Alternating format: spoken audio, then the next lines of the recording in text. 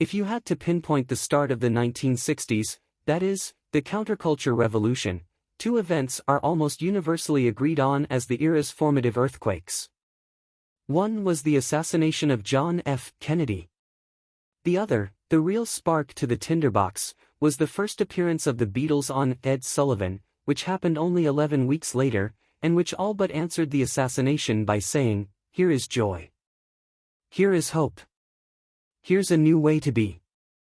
Yet there was another global media phenomenon that took place over a slightly longer period of time, and it was one that was just as defining of the era's new energy. That was the scandalous romance of Elizabeth Taylor and Richard Burton. We tend to think of that saga as, simply, the apotheosis of celebrity gossip. Yet as it plays out in Nanette Burstein's luscious and enveloping documentary Elizabeth Taylor, The Lost Tapes, we see how this love story was bigger than that. It was mythological. Why?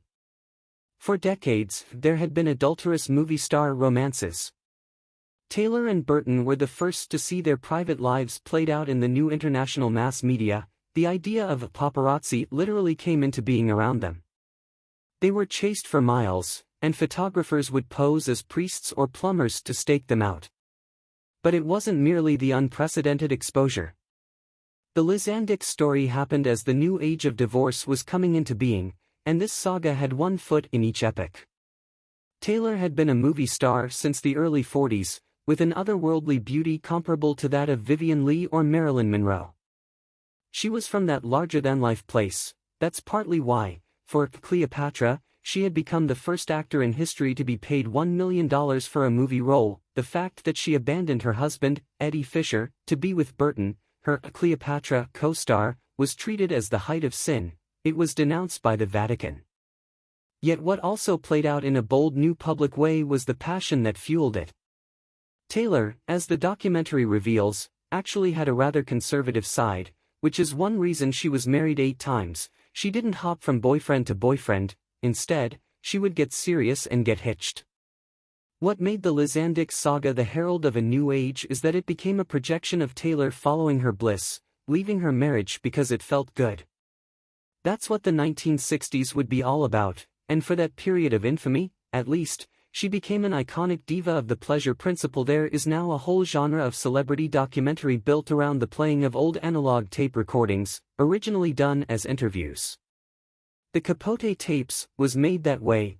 I don't think you would have had Feud, Capote vs. the Swans, without that arresting documentary. So was Kubrick on Kubrick.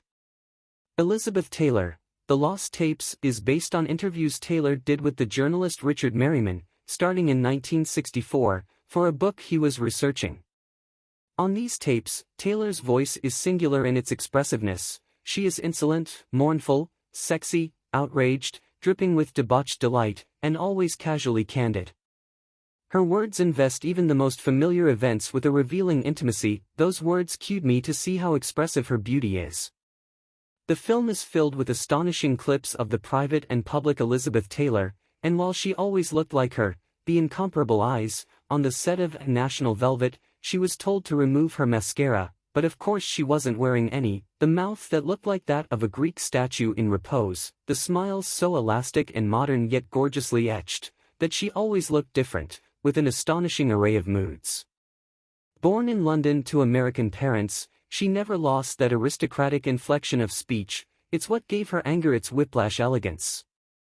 The whole Lost Tapes school of documentary gives Burstein's film a personal anecdotal vibrance.